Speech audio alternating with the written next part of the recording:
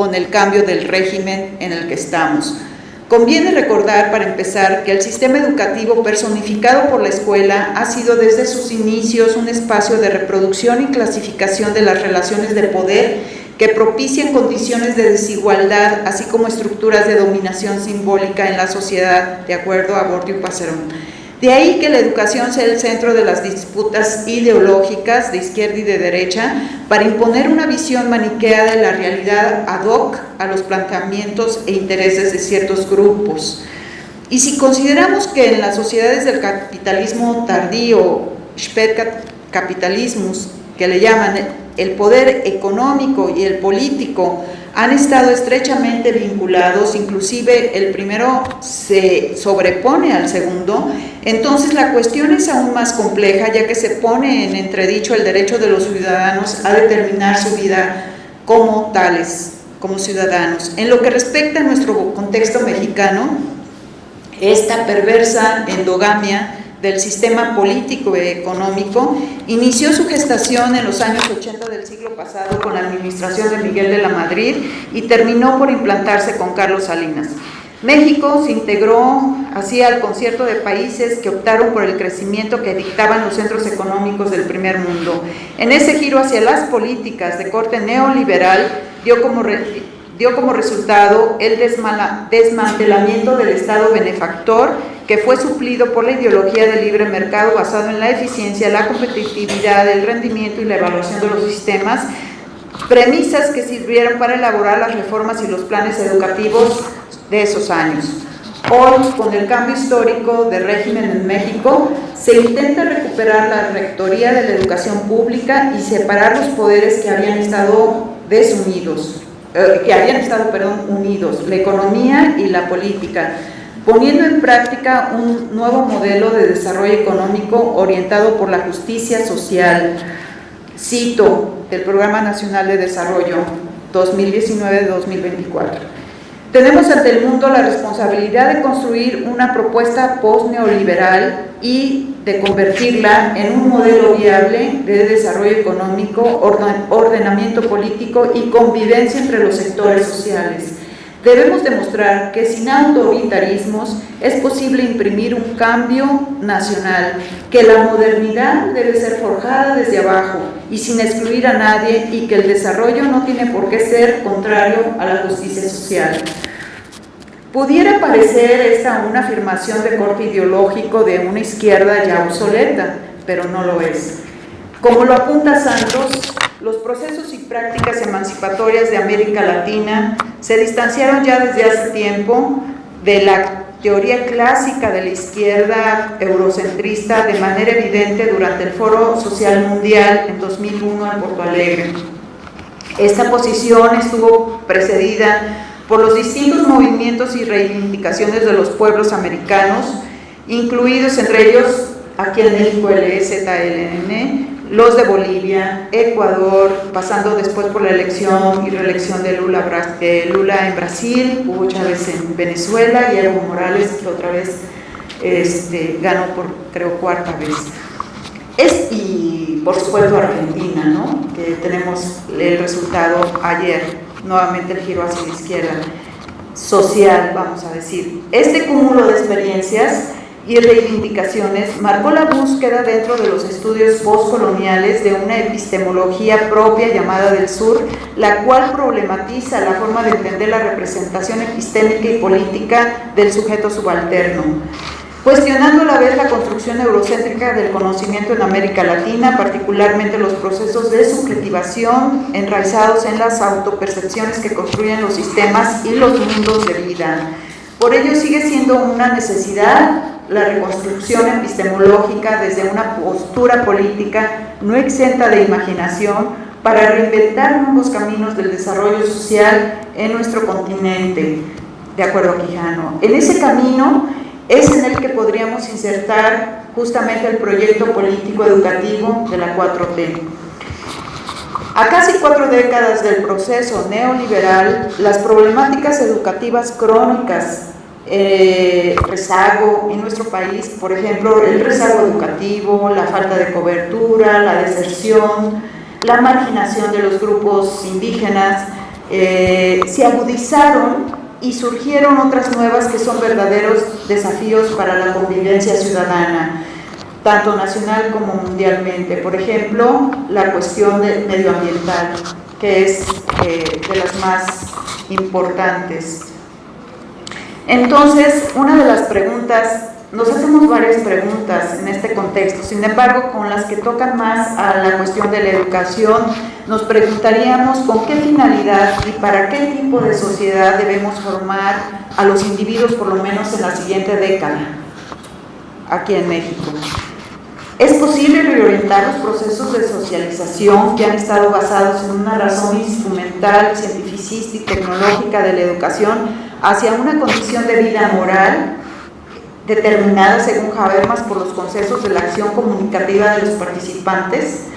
¿En qué se traduce este ideal humanista en la vida escolar de nuestro país? Aterrizando estas preguntas en el modelo de la 4T educativo que hoy nos rige, advertimos que hay una reorientación pedagógica y ética hacia una transformación de la vida pública moderna al integrar el principio de justicia social, ese que comentábamos en el Plan Nacional de Desarrollo, en el proyecto de nación, quedando así implícito en el concepto de ética discursiva, o sea,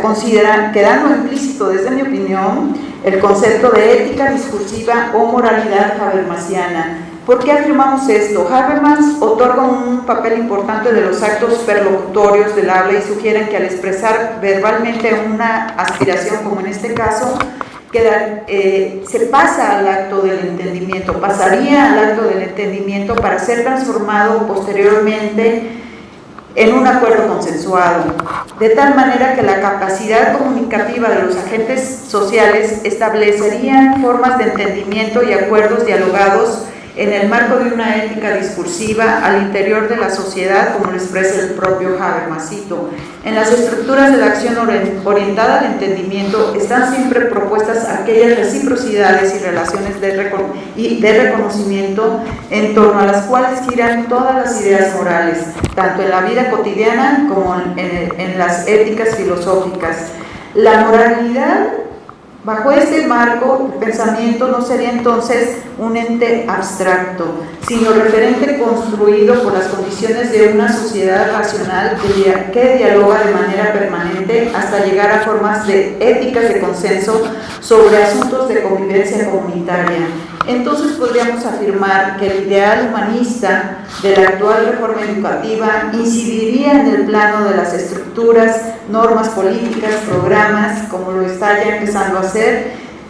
así también en el mundo cotidiano o leve de la escuela, como son las interrelaciones, socialización con pares, docentes, con los padres, representantes de roles y conformación de identidades. En lo que se refiere a la educación básica, en nuestro país en la última década se experimentó un proceso de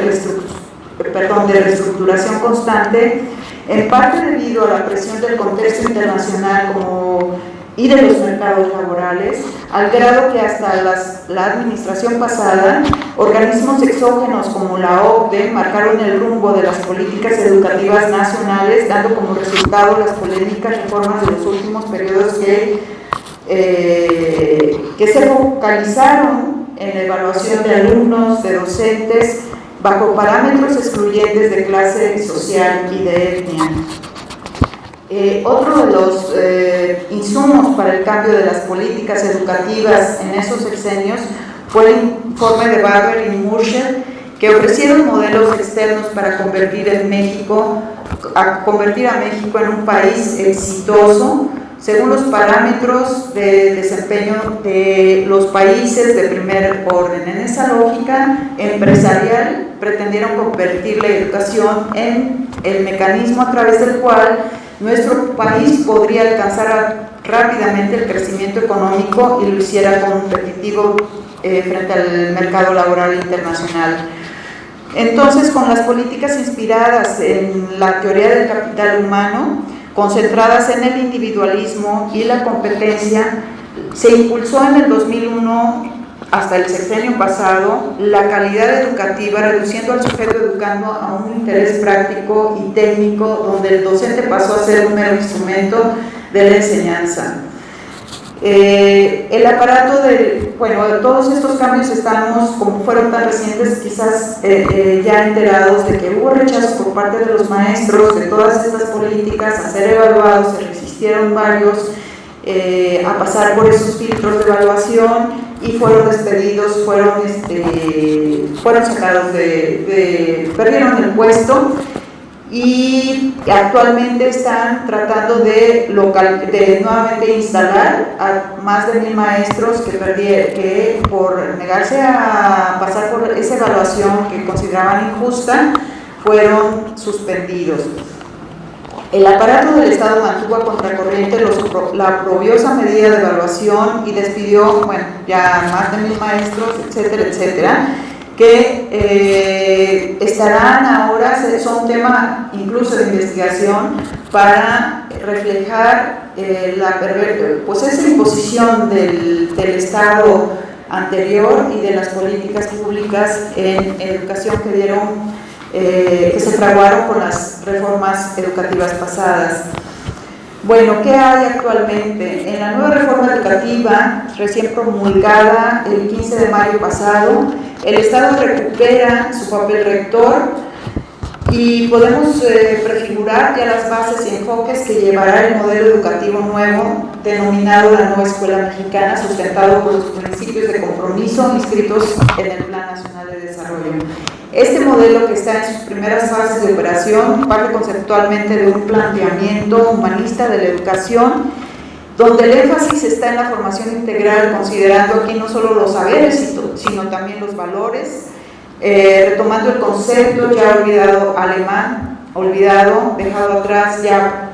hace tiempo por la educación como es la Bildung, que alude ese concepto a entender la formación del educando dentro de una tradición cultural, más allá de lograr aprendizajes específicos y de contenidos. Sus ejes principales, el del nuevo modelo de la escuela mexicana, son la equidad y la inclusión, principios necesarios para incorporar a las diversas poblaciones y culturas de México a los cauces del desarrollo. Con esta renovada concepción de la educación basada en derechos humanos y justicia, se recuperan asignaturas como civismo, filosofía, historia, música, arte, lenguas indígenas, que se impartirán con un enfoque pedagógico inclusivo y que se espera que con estos cambios que esperamos, actualmente se están trabajando sobre la currícula y todos los contenidos para que en el 2021 pueda ser ya aplicado el modelo integral en la educación básica. Con esto se pretendería entonces darle una identidad al sistema educativo nacional en su conjunto y alinearlo al orden constitucional mexicano.